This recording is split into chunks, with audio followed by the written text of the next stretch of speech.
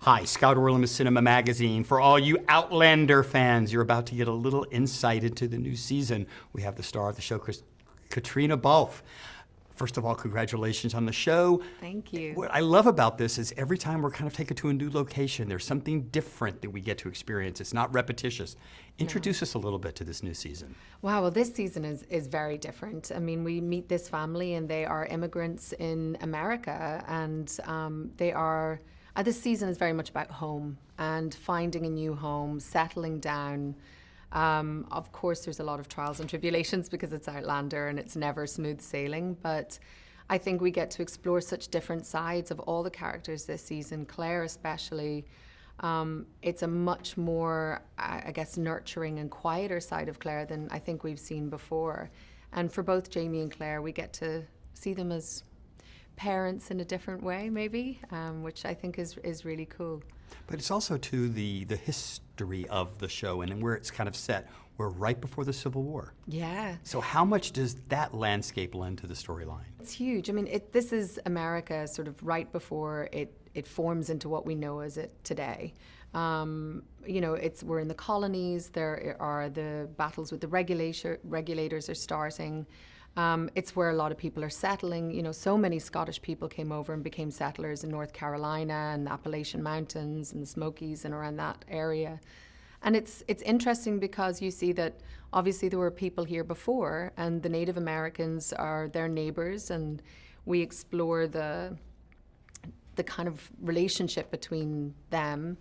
Obviously, we meet Anticosta, who has a plantation, and it's also the time of slavery. So there's a lot of stuff that we're touching on in this season that has ripple effects in what's going on today. And that was really interesting for us as non-Americans to explore that time in American history. It's really fascinating. Over the course of these myriad of seasons, you've also had the opportunity to kind of showcase different types of fashion.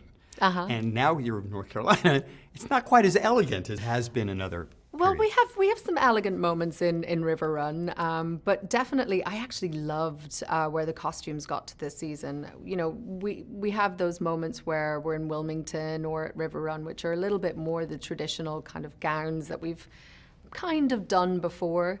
But when Jamie and Claire and their family end up at Fraser's Ridge, it's real frontier Claire and frontier Jamie, and there's like animal skins and, you know, old men's coats and belts and all of that, and it feels so strong and earthy, and it was fun and also much warmer than the other things, so it was good fun. One of the things that I think some of your rabid fans appreciate about the show is its nod to romance, that we've kind of lost it in so many different aspects of our media. And yet this show, at the heart and soul of it, is about these two people, are they destined to be together, and what they have to go through. Yeah. Talk about how it's kind of evolved your own concept of romance.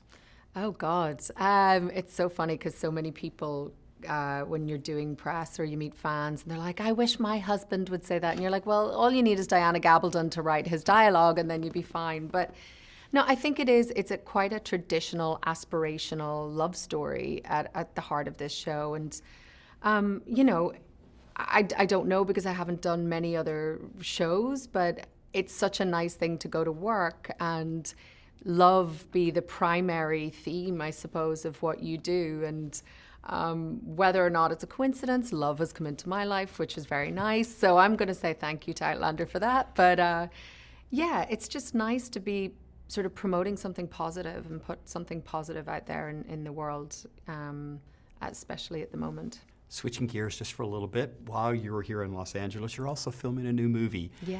Sadly, you have to work with two young novice actors, Christian Bale and Matt I mean, Damon. It it's must be struggle. horrible for you. Talk a little bit about what excited you about that project, that you wanted to kind of expand and work on that. Well, first of all, a chance to work with James Mangold, who is amazing and has done some of the most incredible films before. Getting to work with Christian Bale and Matt Damon, you know, those two novice actors. That was also quite an exciting prospect.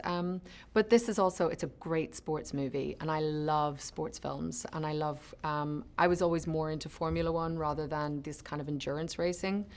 But it's been fascinating learning all about Le Mans But my part of this film is this beautiful family relationship and the sacrifices families have to make when somebody goes out and puts their life on the line every day. And in this instance, it's car racing. But as we know, that happens with so many professions and sports.